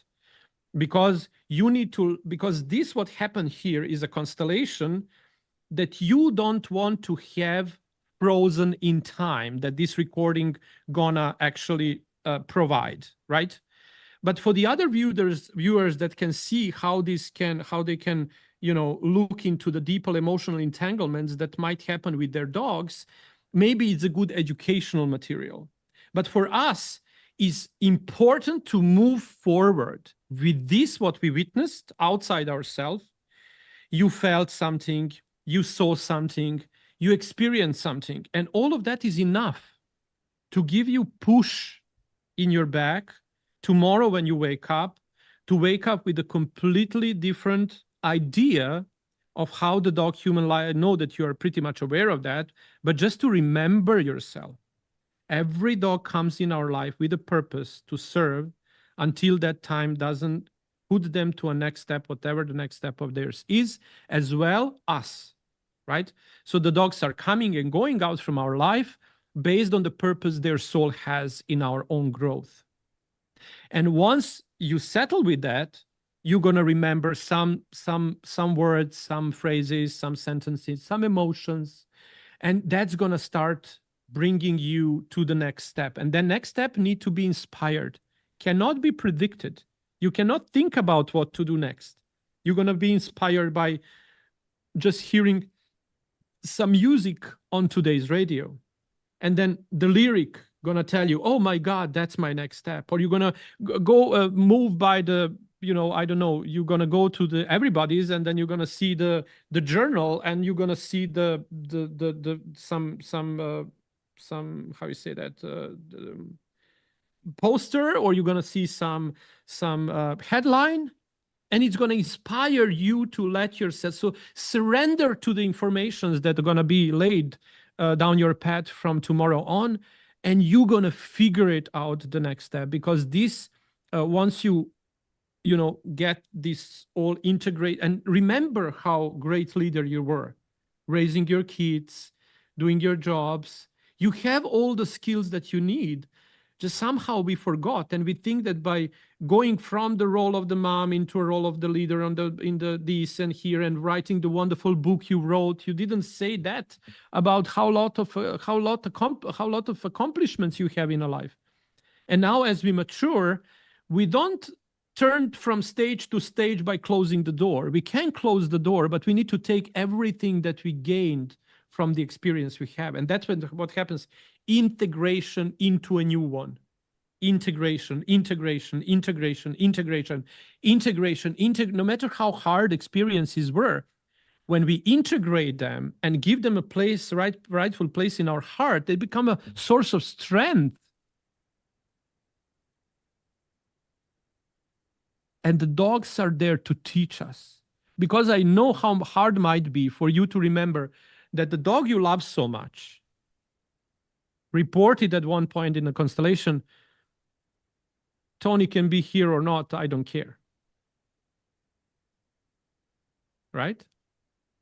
But also, I miss those times when we were just cuddling and our life was amazing, because I remember you walking him with no leash, and he was just always by your side. And he would say, like, he would run away a couple of times, but also that happened, that he runs away and the people are calling you, oh, there is dog. But that started to be much more present when your boyfriend showed up in your life, and then that exploded. So there is this constellation is just opening the doors to some much deeper processes and integrations that need to happen for you to heal that past. How do you feel now? Ironically, I kind of felt, like I said, defeated and exhausted, and I just need, rest and some time to think. And then I've had plenty of time to rest and think. Yeah, because you got your the God ticket. The God have a sure, yeah. Here's some time to rest. The God has a pretty interesting way to fulfill our desires. I know, a little extreme, but I guess I needed it. I don't know. Yeah. How do you feel now after this little constellation and everything? How do you feel? I think during the constellation, the thing that I was kind of interestingly feeling was like, kind of like, yeah, it's like, it's okay. Like, it's okay, but I don't really have any feelings up or down about it, Mm-hmm. So except for the nostalgia. And that's probably those were the strongest things that I got from that. And yeah, but now that we are out from it, how do you feel compared to before it, or before the show started, or on the beginning? I guess I have something to kind of imagine, where before I was kind of thinking, I have no idea. Like, oh yeah. I mean, kind of like, I have this kind of imaginary idea of like, oh, the dogs are gonna come when I call them, but what am I gonna be like? And I think, am I going to be enthusiastic? Am I going to be like, okay, this is going to be fun? And I think that's kind of what I need to look forward to it, and I'm more dreading it before. And I think it's something to look forward to. And I actually feel like this really verifies my feeling that Freya needs to go somewhere else. And then Odie and I can just go back to going for walks and chilling together, She does want to move on. She doesn't see, but also it's now, right? It's that this constellation feels up the moment. that she don't belong to this picture in this constellation. And sometimes you see, sometimes forcing something over the possibilities because maybe she has some purpose somewhere else to some other family to do, right? Caused you to be reminded that she wanna go her way, and if you don't follow that, you're gonna, she was the one to pull you forward with your legs, right? So she was one to pulling you, because oftentimes we a lot of times we have signals that we just ignore, and if we ignore them for a long time, it can hurt us, and it can hurt us badly. It can hurt us, sometimes near death experiences are needed for us to see, oh my God, like you are looking to this in front of you and you are doing nothing about it. It's time to wake up. But until there is a purpose of us to fulfill and messages to send so the others can fulfill their messages, we don't go anywhere. The questions are going to be how much that gonna, how much suffering we're going to put on our shoulders in order to do it our way, rather than surrender to the path of destiny and do it right way, right?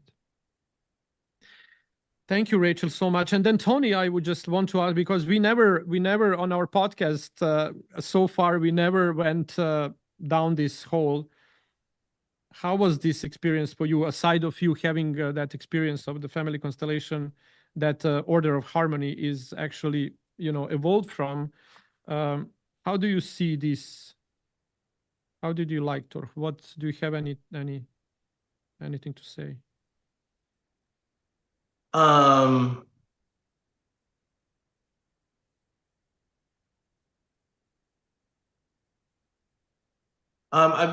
don't really have anything to say. I'm very familiar with constellations because my mother-in-law is a marriage and family therapist, and she does a lot of constellation work with some professionals and stuff. So I've seen that process, it takes some time, but as far as seeing how it unfolded, it was pretty interesting, but I don't have an opinion. No, I get that, but can you see its place in a human-dog interaction relationship when we need to kind of like grasp the next step? What's maybe the right, talking to our dog through the representative and something like that? How do you feel this as a tool to kind of lay the foundation for something that you do or I do? Like, how do you see it? I think it's an interesting tool for getting down to the root cause of the emotional feeling that a client would have towards a dog. So let me give you an example. And this is it's just a hypothetical example, but it's not necessarily what I'm feeling is Rachel's case. But I spent quite a bit of time with a client that would call me and say, and I'm just going to use the same example as Rachel used, I need to teach my dog to come, like tomorrow, right? And right away, I realized, well, I could definitely help with that. I mean, I've taught dogs to come without any tools, without any treats, and I've helped improve the bond and the feeling that dog has towards the human, that if they walk, the dog just automatically will follow them. And so that would be my go-to. But then I'd spend so much time with a client on working on that, and either they would self-sabotage the lesson or not follow directions accordingly or not practice as much.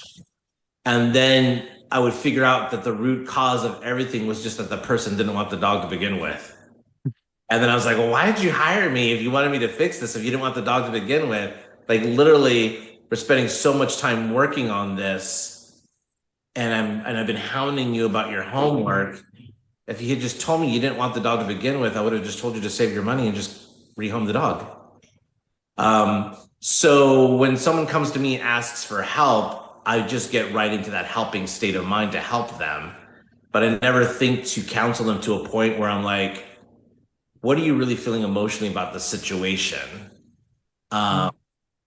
Because if it was an aggressive dog or if it was a behavioral issue dog, then maybe that's not the right owner for that specific dog. And I've mentioned that before in the past, but you would never know that if that person's so gung-ho in saving their dog because they were afraid of ridicule, or they want to rehabilitate the dog, or they don't want to feel defeated that they can't help a dog. when deep down inside emotionally, they don't even want to be in the situation. So I feel that although somebody's asking for help and wants to learn how to do something, doing a constellation, I could see that you get more into the root cause of how you feel about the whole situation to begin with.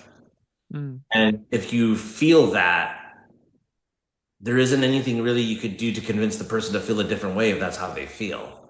So then what's the point of working through the chaos if they just want out of the chaos to begin with? Because sometimes, yeah, that's very legit point, and I like the way you connected the dots in this point, because now in this little constellation it came to be like, yeah, Freya has a little, I see this everything, and you two are connected to me, and I just want to run away and live my life. Maybe you said on some farm and guard the chickens and cows and whatever. Literally, we can get those answers from our dogs that might put down the guilt that we might have when we need to make a decision, that maybe life spent with some dog with us together came to an end, and the dog needs to move on direction that we kind of like are not aware of, thinking secretly, but not strong enough to say.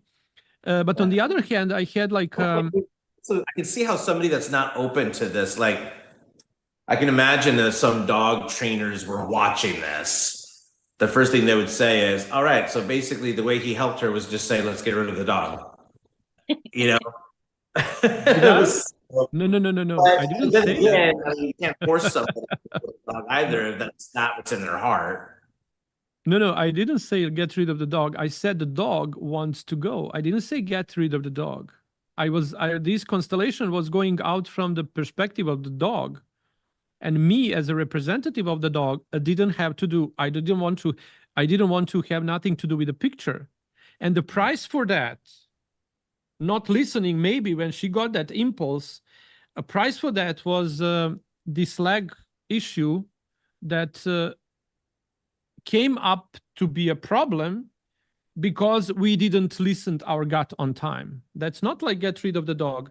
The outcome is the dog wanna live the life that's not able to get in that environment. At this point, that's very important to understand. At this point, you don't know when they come back. The constellation changed, the Rachel changed during this, and the next thing you have is completely different setup that opens door for another. And that's why the constellations are the next step is unpredictable.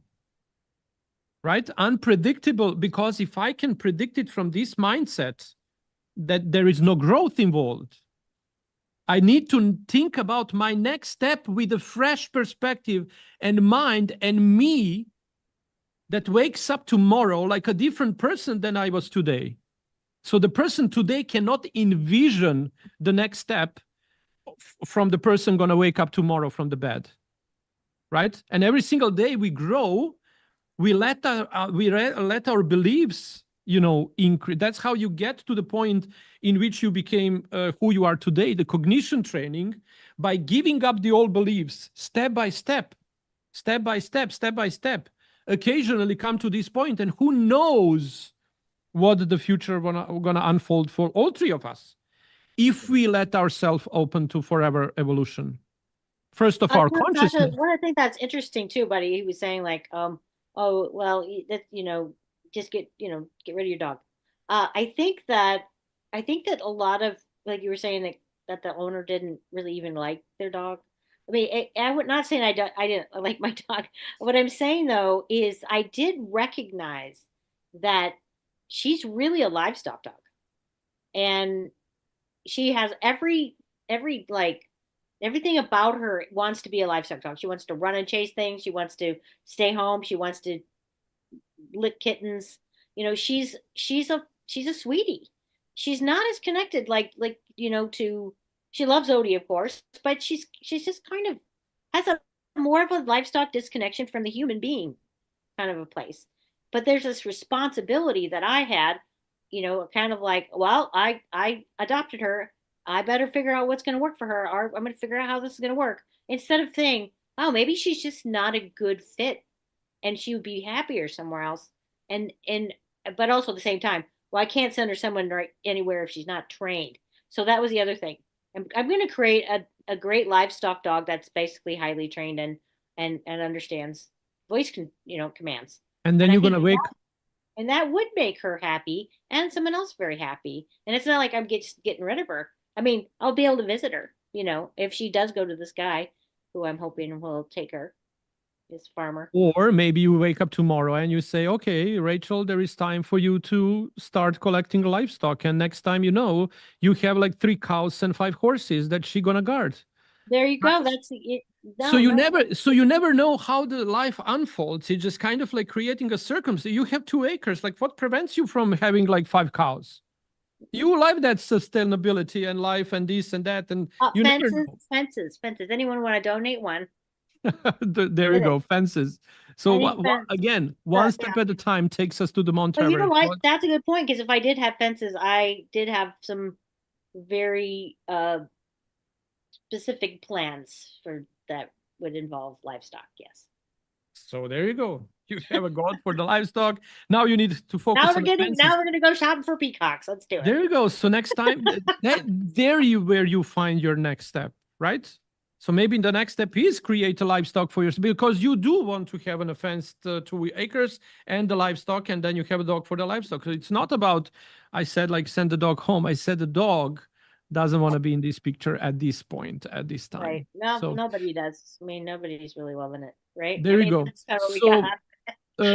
I did, yeah. I did like I don't know how did you how far you read the book about the Dogs and Awakening that I wrote, but there is a story about wonderful. It's called, the story is called the Path of an Angel, right? The story about mom that lost her baby, and there was a very emotional story about how the dog became aggressive towards her mother, even beat her in a forehead. But then also how that aggression of the dog not slowly, almost overnight, faded once the truth of that deep pain one mother can feel after losing her child just, awakened up, refreshed, and again, like put in heart at the right place, so it can heal. And the anger that comes with it, right, doesn't need to be lived through our dogs, while we pretend that we are all of these Zen Buddhist people that nothing touches, while we are walking this like a heavenly world, a heavenly life on earth. Oftentimes that deep hidden anger goes through the dogs. Some clients would come and ask for the aggression, and I would sometimes get this gut feeling like I had it today, like the dogs are taking care of let's see what we can do, with the tools we have, and try put something to kind of like help Rachel welcome them with a different perspective once they come home. And she came to me because she had like 3 other kids, and she had other dogs too, and her dog was aggressive towards her mom. And after one session of the constellation, once everything was awakened and put from that deep and hidden, forgotten memory back into a consciousness, that's all what the healing asks for. Everything is the way it is, and nothing can be changed in the past, but a lot of things can be and will depend on what we do and what we don't do today. So we can never change the past. Everything that we can say is yes to whatever happened in the past, no matter how hard it was. So that is, right? Everything the way is. Everything was the way it could be, the best possible way. The past was taking care of itself until today. And then today, we would look at the future, and after time we would say, oh, it's going to be what's going to be. No. It's going to be what we're going to do to be, by doing it or not doing it, refusing to do something or doing something else, going to create tomorrow and day after tomorrow and day after tomorrow. But once tomorrow becomes yesterday, it can be changed. It needs to be integrated. So some other tomorrow becomes the way we want finally, right? And the family constellation in the canine-human relationship is a wonderful tool to see what the dog's behavior is actually signaling, that deep, hidden, forgotten us from us little cave that we put ourselves, and wanting to live a life so much and so hard that I don't want to be, someone that, going after cheerleaders and those just turn the back on them. I just want to be this, person on the party that is seen. I want to be seen. But then, okay, if you want to be seen by the others, first you need to see yourself, and that's the way how it goes, right? And the dogs are very big catalysts. The dogs can help us unfold these. So rather than training them and forcing them to sit, come, do this, do that, they're gonna do that anyhow. Once we do that with our life, right? When we go with the lights through the life, through the dark caves, through the darkness, through the challenges, the dog's gonna just naturally follow because that's what they do. But they want to follow the leader. And then if that's interesting that I had a dog. Actually, it wasn't my dog in the Solomon Islands. I was in the Peace Corps for 2 years. I lived in the jungle, and they brought this dog, this puppy, to the center, and it wasn't really anybody's dog. It was basically the brother's dog, but the dog picked me, and it would literally, there was no doors or windows. The dog would just lay on the porch, and then when I got up and went somewhere, she came with me, and when I came back, she went back and laid on the porch. Like, she didn't try to run away or anything. It was just whatever I was up to, that's what she was up to, and that's a dog without any leash, collars, restrictions, anything. Like, open space for miles and miles. Had no desire to run away or do anything else. And any training, I guess. No training. She just all had good manners, and I don't remember feeling like, oh, I have to train this dog. She was just really. And then just you remember who you were at that time when dog adapted you as a leader, and you compare that with what's going on in your life today. Yeah, right. Yeah, exactly. Right now, I feel like I basically took everything I have in the world and I let it on fire, and then I thought, whoops. So this is a good wake-up call to integration. Yeah. We don't light our past, we integrate, and we put everything in a folder where it should belong, put it in a heart, and move on with that experience forward, taking it in new actions, new possibilities, new future, new everything. And none of the dogs that I had, especially with my dog Hatuta, I call him my Robin of wolf dogs. He's my hobo dog. Did I ever really use any training with him at all growing up? Rachel, you mentioned earlier that your boyfriend used to walk with your puppy without a leash or without a collar and a line. That's how I taught all of my dogs to be off leash. I never used a leash because when they were puppies, they genetically are predisposed to follow you anyway. Oh, no, I mean, she was a puppy. I didn't either. Yeah. I didn't have my dog on leashes at all. The problem is that after, he was like, run after this, run after that. Now that she's not a puppy, he still leaves her off leash, and she will jump on people, and, she doesn't come back. Yeah. And, she used to come back and she used to get in the car, load up. She just hop right in the car. So it's like, now she just doesn't listen. And he lets her off leash, and then he spent 2 hours trying to find out where she was in the neighborhood because she went after some rabbit. Like, so he encouraged a lot of that stuff, and he nurtured a lot of that. Yeah.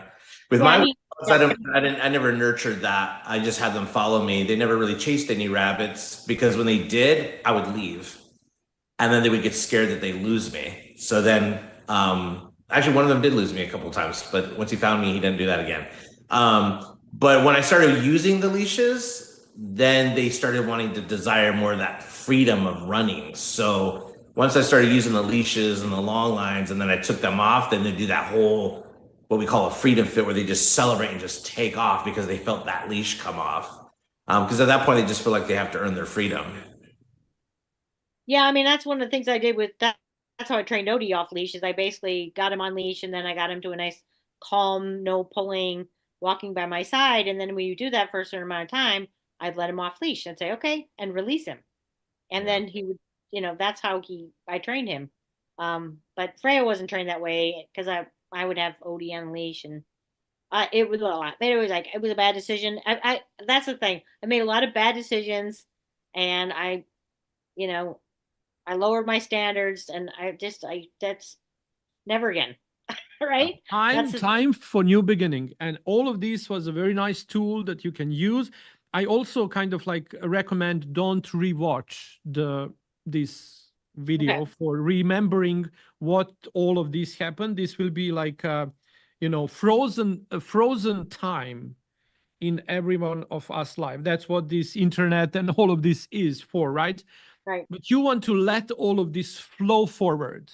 Right. So don't remember even what experiences you went through. Don't refresh the memory about all of this, because all of this already had its imprint in your relationship with your dogs on some deeper level, spiritual level, that you don't need to repress and remember your consciousness about, right?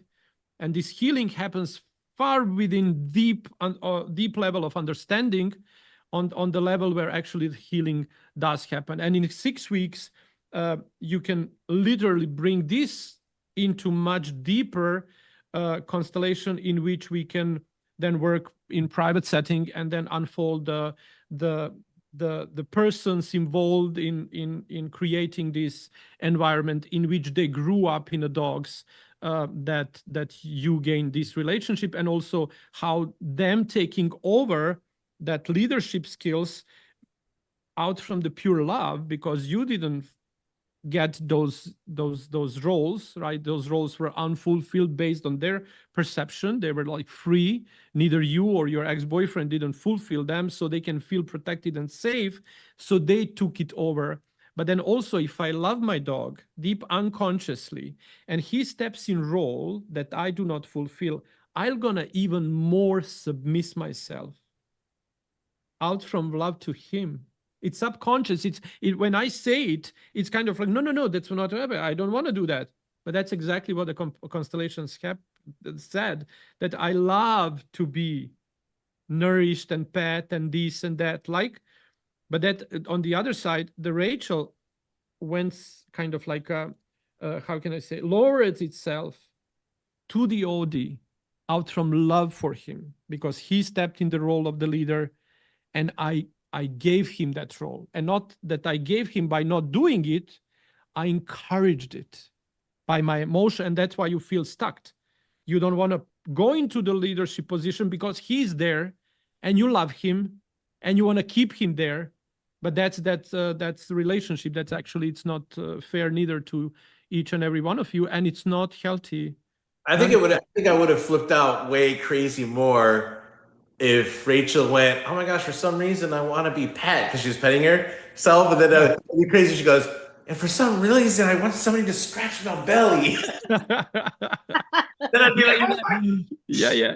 You never know. I felt like, wow, I just wanted to. Yeah. I'm always petting myself anyway. Like, I wonder if I could drag my butt along the ground. How do I got little worms. You have a lot. When I do these constellation things with the people, you don't even know what comes up. It's kind of crazy shit comes up. But it's kind of everything is the truth will set us free.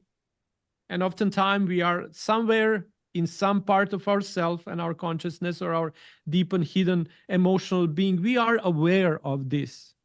And oftentimes when the truths come up, we remember it. And only from that memory and seeing the picture outside ourselves, we gain some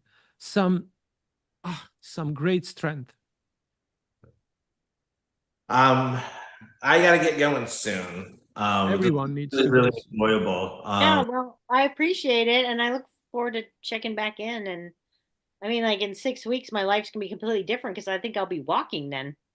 There you go. One step at a time. I'd love to hear back from you and just kind of see like how your first week went once your dogs returned, and then how you were able to take the information and use it now that you have it, and see kind of how things have progressed for you. That'd be cool. Yeah, we can circle back. Rachel Vedran can organize, and we'll stay in touch to see And I wish you all the best in you to unfold. Thank you. Thank you for being so brave and so vulnerable in front of the camera for our podcast and everything. So you'll kind of like open your little life for us to learn. Thank you for opening up. I know that's not easy, getting emotional on camera. And if for any reason, you could talk to Veteran as far as editing anything that you want. But it was super awesome to see that you were even open to that. Thank you. Yeah, well, I cry. People cry, out there if you've never heard of it before. Yeah. Thank you. Thank you so much. Thank you, Rachel. Thank you, Tony. And thank you, everyone tuning in tonight. Wish you all the best until next time, next Wednesday, 6:30 Eastern time, another episode in Dogs Podcasts for People.